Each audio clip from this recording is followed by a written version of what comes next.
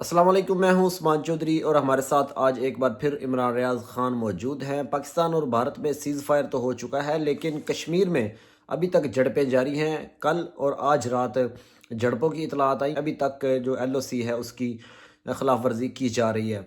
इस हवाले से इमरान रियाज साहब बताइएगा कि आप क्या कहते हैं, आपकी क्या राय है। और दूसरा जो एपिसोड हुआ पाकिस्तान और भारत के दरमियान जंग का, इसके हवाले से आपकी क्या राय है। बिस्मिल्लाहिर्रहमानिर्रहीम। देखें, जो कश्मीर का मामला या लाइन ऑफ कंट्रोल का मामला है वो मुतनाज़ है और बहुत पुराना है, और वो मुतनाज़ आइंदा भी रहेगा जब तक कि इस मसले को इंटरनेशनली रिजॉल्व नहीं किया जाता और इसका कोई ऐसा सलूशन नहीं मिल जाता जिस पे कश्मीरी, पाकिस्तानी और इंडियंस राज़ी हो जाएं। तो ये तो एक प्रॉब्लम रहेगा, और वहाँ पे लाइन ऑफ कंट्रोल को वो हैसियत भी हासिल नहीं है जो बॉर्डर को हासिल है। अभी जो इत्तलात आ रही हैं कि लाइन ऑफ कंट्रोल पे बदतरीन शेलिंग हो रही है, गोलाबारी हो रही है, और वहाँ पे जंगबंदी उस तरह से अमल दरामद नहीं हुआ जैसा कि बाकी पूरे पाकिस्तान में और इंडिया में हो गया है।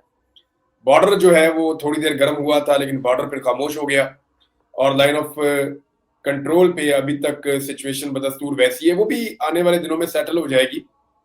12 तारीख अच्छा। को ये मिलने जा रहे हैं, मिलेंगे, फ्लैग मीटिंग्स होंगी, एक दूसरे के साथ बातचीत करेंगे, और फिर सब हंसी खुशी रहना शुरू हो जाएंगे, चीजें नॉर्मलाइज हो जाएंगी। सवाल ये पैदा होता है कि ये इंडिया ने क्या किया और फिर पाकिस्तान को क्या करना पड़ा। देखिए, इंडिया ने वही किया जो एक्सपेक्ट किया जा रहा था। इमरान खान साहब ने बहुत पहले ये बात कही थी कि ये वक्त जब बदलता जाएगा तो इंडिया कभी भी पाकिस्तान के ऊपर अटैक करने का बहाना बनाएगा और अटैक कर लेगा। वो ये ठीक। सारी पिक्चर पहले खींच चुके थे, उनकी वीडियो आजकल बहुत वायरल है। तो वही हुआ, एक पहलगाम का इंसिडेंट हुआ, इंडिया ने पाकिस्तान पे इल्जाम लगाया। ऐसा तो नहीं है कि आपने मुंह से कह दिया और यहाँ पे सारे दहशतगर्द भी हैं, पाकिस्तान की रियासत भी कसूरवार है, यहाँ पे कोई जहादी तंजीमें या उलमा इकराम है, अगर कोई मदारस है, मसाजिद है, तो सारी कसूरवार हैं। तो आप कल को पाकिस्तान पे एटम बम मार के कह देंगे जनाब ये मुल्क की सारी फसाद का जड़ है। कल को तो आप ये भी बयानियां बना सकते हैं। तो इंटरनेशनली अभी तक भारत ने कोई भी ऐसी चीज पेश नहीं की जिससे वो साबित करे कि पहलगाम के इंसिडेंट में पाकिस्तान का हाथ है।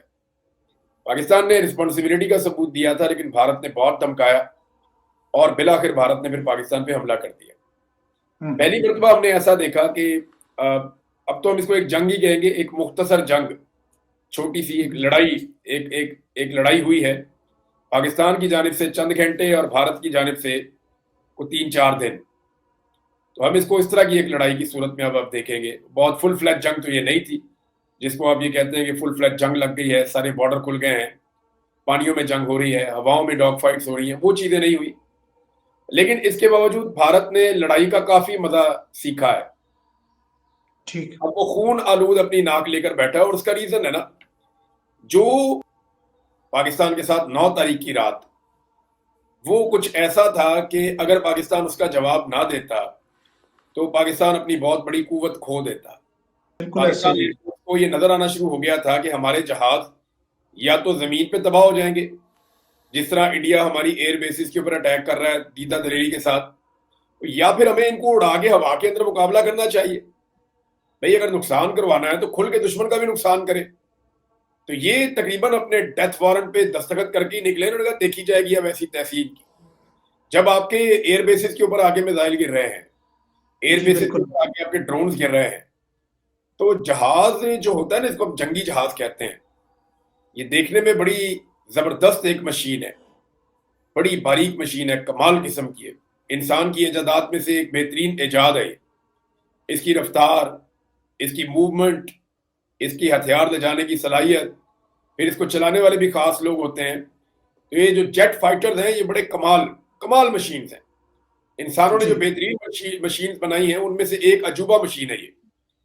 लेकिन जी। आपको बड़ी इंटरेस्टिंग इसके बारे में बात बताता हूँ, जब ये अपने हैंगर में खड़ा होता है ना, या जमीन पे खड़ा होता है, तो ये नहायत कमजोर होता है, एक दूध पीछे बच्चे की तरह, बहुत कमजोर, छोटा सा, मासूम सा। ना ये किसी को नुकसान पहुंचा सकता है जब तक ये जमीन पे खड़ा है, ना ये किसी को जी। कुछ कह सकता है। तो जो मर्जी आए, इसको आप एक ग्रेनेड से भी मार सकते हैं, आप इसको गोलियां चला के भी आप इसको मार सकते हैं जब ये जमीन पे खड़ा हुआ हो। लेकिन जब ये हवा में चला जाता है तो दुनिया का सबसे खतरनाक वेपन ये बन जाता है। अब ये इसको पाकिस्तान को ये डिसाइड करना था 9 तारीख की रात को कि क्या हम अपने तैयारों को बिल्कुल एक मासूम किस्म की सिटिंग डक बना रहने दें। सिटिंग डक कहते हैं ये शिकारियों की जबान में कि बैठी हुई बत्तख, इसको तो जी कोई भी आके बिल्कुल, मार देगा, औरत और बच्चा भी मार देगा। तो ये क्या हम कोशिश यही थी। सिटिंग डक बना रहने दें या फिर इनको हम दुनिया की जो खतरनाक मशीन है उसमें कन्वर्ट करें।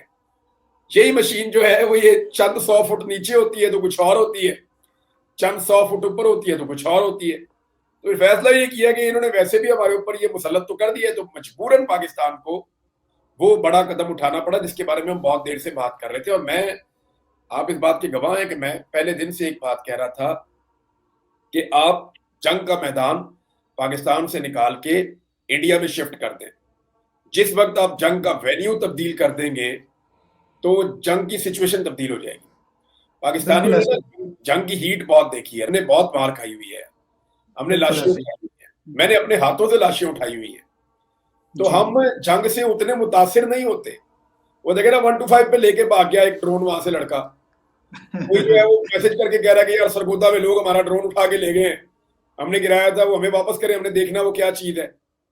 वो गांव से फुटेज आ रही है, वो ड्रोन को उल्टा पलटा के देख रहे हैं कि बनता कैसे है, फाइल को उल्टा सीधा करके देख रहे हैं कि ये फटा के नहीं अभी। तो एक अजीब किस्म का पाकिस्तान के अंदर जो है वो बेखौफी है जंग को लेकर, क्योंकि हमने 25 साल जंग लड़ी है। लेकिन बिल्कुल मुझे ऐसे बतौर सहाफी इस बात का बखूबी अंदाजा था कि ये बेखौफी इंडिया में नहीं है, जी क्योंकि उन्होंने कोई जंग ऐसी लड़ी नहीं बड़े लंबे अरसे से। मैंने उनके हम्म, फौजियों को रोते हुए भी देखा हुआ है, उनकी वीडियोज भी देखी हुई है। मुझे आइडिया था कि जिस वक्त आप रिटेलिएट करेंगे और आप वापस पूरा तगड़ा जवाब देंगे, तो जब जंग की शिद्दत वो महसूस करेंगे तो फिर वो भागेंगे और वो कहेंगे जंग बंद करो। और आप भी यही चाहते थे।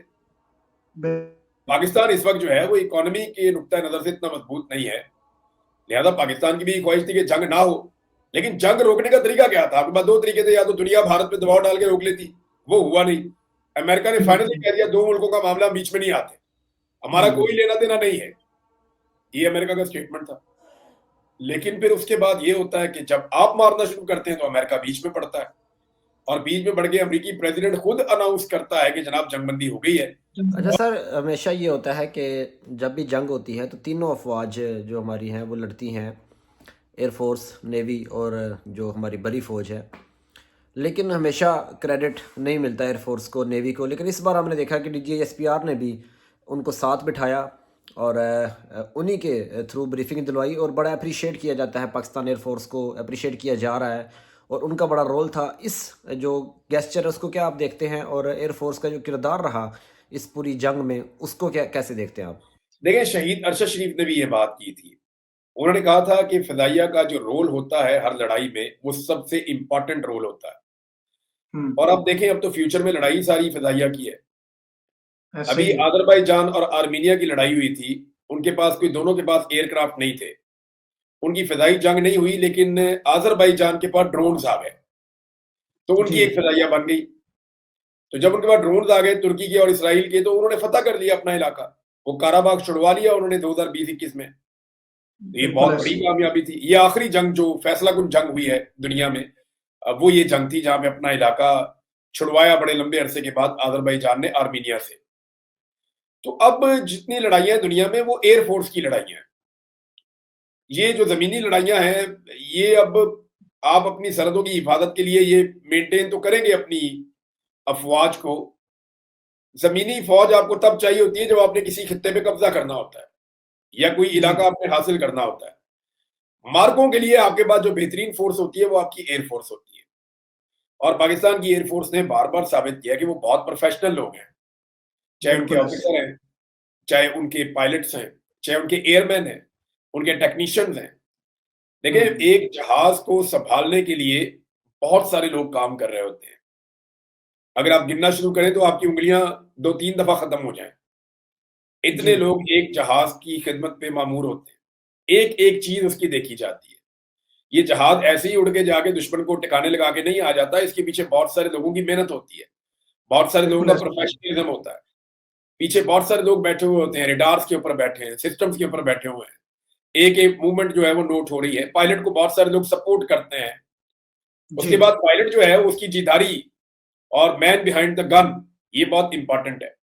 तो इसमें पाकिस्तानी पायलट्स को जहां हम खराज तहसीन पेश करते हैं, हमें जो उनका स्टाफ है, जितने लोग इसमें रोल प्ले करते हैं, जहाज के उड़ने से लेकर वापस आने तक, और पायलट तो फिर जहाज को उतार के उसको गुड बाय कह देते हैं। उसके बाद जो जहाज के साथ एक लंबी एपिसोड होती है, वो भी पूरी एक टीमें जो जहाज के बिल्कुल उड़ने से अच्छी पहले और जहाज के उतरने के बाद मुतहर्रिक रहती है ना, तो ये सारे हमारे हीरोज हैं। हमें उन सबको सलाम पेश करना चाहिए। और एयरफोर्स की देखें ना, एक खूबी बड़ी जबरदस्त है कि उन्होंने कभी सियासत में मुदाखलत भी नहीं की, कभी बंदे भी अगवा नहीं किए, कभी मार कुटाई भी नहीं की, कभी कोई कारोबार भी नहीं किया एयरफोर्स ने। तो जी जी एयरफोर्स से लोगों को वैसे ही बहुत प्यार है। तो पाकिस्तान को जो है वो एयरफोर्स के बजट को मजीद बढ़ाना चाहिए, इनके किरदार को मजीद वसी करना चाहिए, क्योंकि यही हर दफा हमारे सबसे ज्यादा काम आते हैं।